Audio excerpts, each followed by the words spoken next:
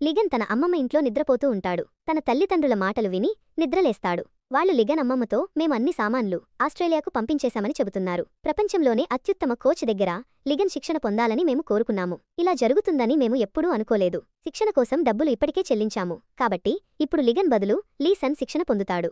లిగన్ అమ్మమ్మ, ఏదేమైనా మీరతన్ని ఇక్కడ ఎలా వదిలి వెళ్లగలరు? అతను ఇంకా చిన్న పిల్లవాడు అంటుంది. లిగన్ తల్లి అలా కాదు అంటుంది. మేము అతన్ని మాతో తీసుకెళ్లాలని అనుకోవడం లేదు. అతను మాతో ఆస్ట్రేలియా వస్తే లిసన్ శిక్షణ పొందడం చూసి అతనికి అస్సలు నచ్చదు. కాబట్టి దయచేసి కొన్ని సంవత్సరాలు అతన్ని మీతో ఉంచుకోండి. ఈ మాటలన్నీ విన్న లీగన్ తన పతకాన్ని ధరించి తన బట్టలు ప్యాక్ చేస్తాడు. అతని తల్లిదండ్రులు లిసిన్ను టాక్సీలో తీసుకెళ్తుండగా లీగన్ వారి వెనుక పరిగెత్తుకుంటూ వచ్చి, దయచేసి నన్ను కూడా మీతో తీసుకెళ్ళండి అని అంటాడు. అతని తల్లిదండ్రులు అతను పరిగెత్తడం చూస్తారు, కాని ఆగరు. లిగన్ పరిగెత్తుకుంటూ కింద పడిపోతాడు మరియు అతని పతకం నీటిలో పడిపోతుంది.